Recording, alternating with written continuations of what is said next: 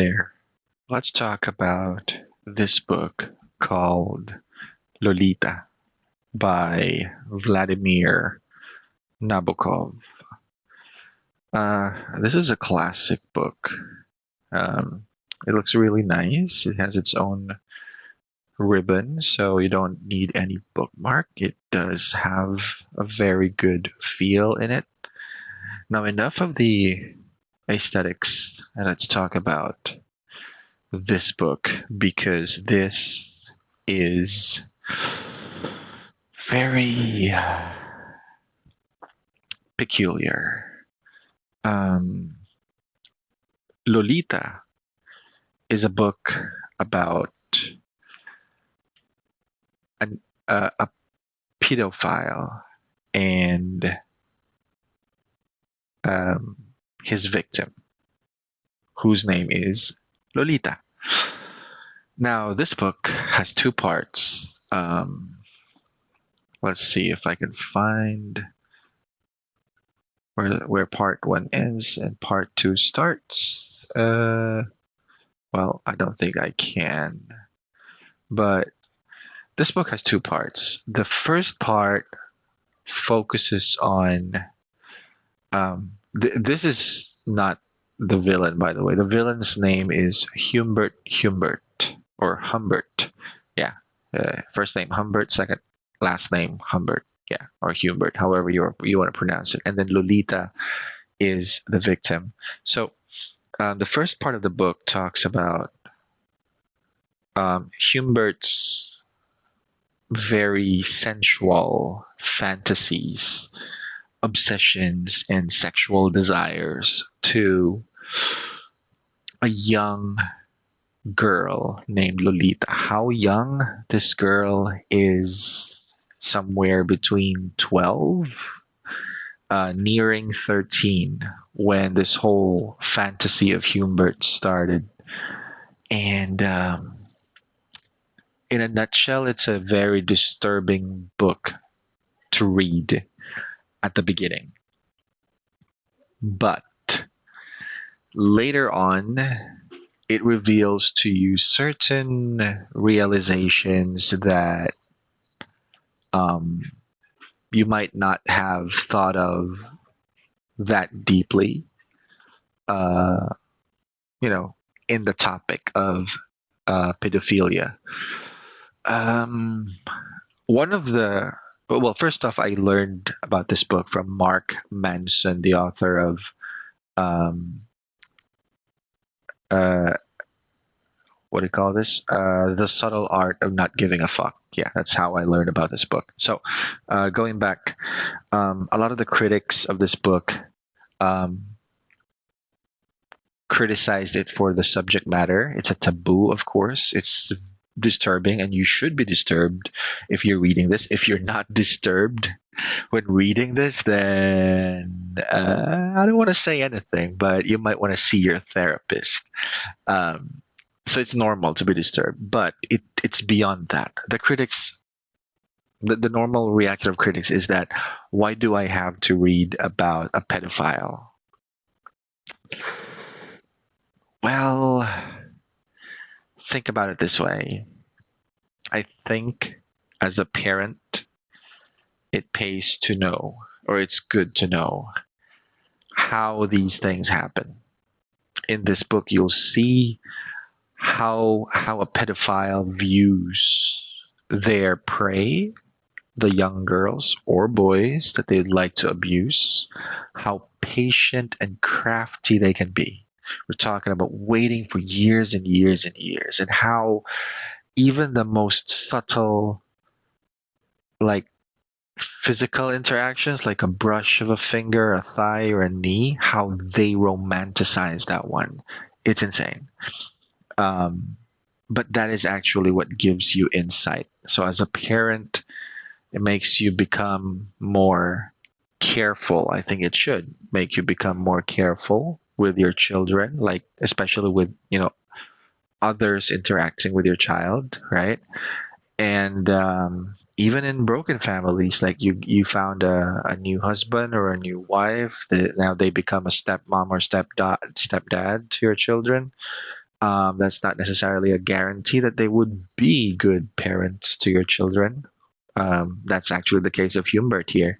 He married Lolita's mom just so he could um, gain access to Lolita's household. Now, the other aspect of that is the victim, Lolita. This book would show you how the early abuses, the very subtle abuses that don't look like abuses at the very beginning, um, can actually shape the mindset, the persona of the victim. And they carry that with them, um, when they grow old. So that's the first half. That's basically the first half, and a little bit of the second half right there when it comes to Lolita growing old.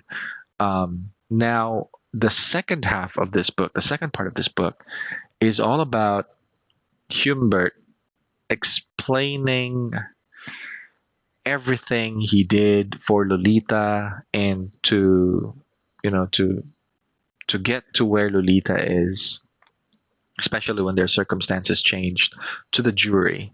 So Humbert now stands in jury or in court and then had to explain himself to the court and the people in the court. And you'll see how he justifies himself. And not only that, you'll also see how obsession can be mistaken as love and how others might actually consider that. So, all in all, I think this is a very good read. I feel like I need to read it again. And this is the type of book that actually, like, it has its own gravity. Like uh, it it tugs my interest to read it again some other time because I feel like I might have another insight or a different point of view of things as to why I even considered reading this. One, because it's a classic. Two, because I like classic books. Two, it was recommended by Mark Manson, who is someone I really admire as a content creator and as an author. Um, and three, I was just curious, like, why would someone write a book about a pedophile, right? But let me put it this way: it's not really as bad if like, there's a way of looking at it that you don't that will make you feel more comfortable. You know how we have a lot of TV series and documentaries right now about serial killers, about pedophiles, about all sorts of psychos and people who stalk people for a long time so they could get their way. And this gives us an idea, watching these TV series, documentaries, and movies give us an idea of how these bad people behave. It makes us more educated. Now, imagine living at a time without Netflix, in a culture that doesn't even want to talk about this. That's when this was written. It was a time when there was no, Netflix subscription. Pedophilia was not openly discussed, right? So, reading this at the time it was written, which was I don't know, maybe I forgot when, but long time ago. Yeah, 1955, right there.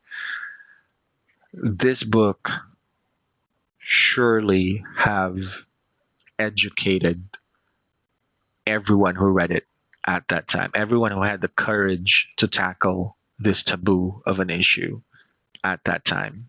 This book would have helped them and really educated them how to spot and how to protect themselves and others from people who might, especially, take sexual advantage of them and others. Yeah. So, nevertheless, it's, as for the author himself, he gave some remarks here, by the way, before I forget.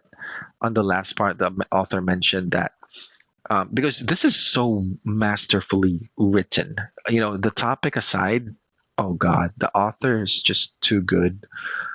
This guy right here, Vladimir Nabokov, is so good. And this is the English is not his first language because he's a Russian. So Um, Given that, he still did a great job here. The way he describes scenarios, things, thoughts, feelings, it's just amazing. You would forget that you're actually reading something that, that is a taboo. Yeah, yeah. It would feel like you're reading something like a romance or, like any other beautiful novel on a Sunday afternoon. Yeah. So, um, I think that speaks a lot about the author. And yeah, going back to his remark on the last part here, he said that it's not, because some people ask him like, "What's the moral of the story?" In response, he said like, "It's not." Well, I think there's a moral to it, but in response, he said like, "It's not really about the end, but the journey. It's not always about the moral, but the experience of reading it, and how something makes you feel and think." That is for me, an epiphany, because I often, if not always, read books with the end in mind. Thinking of what the end is like, or what the moral is gonna be. Of course, it's not wrong, it's not bad, but this book emphasizes on the journey more than the moral, or maybe just as much as a moral. That's my personal opinion. But yep, I'd highly recommend this. This is not easy to read though, but I highly recommend it. It's a work of art, that's for sure. All right, bye.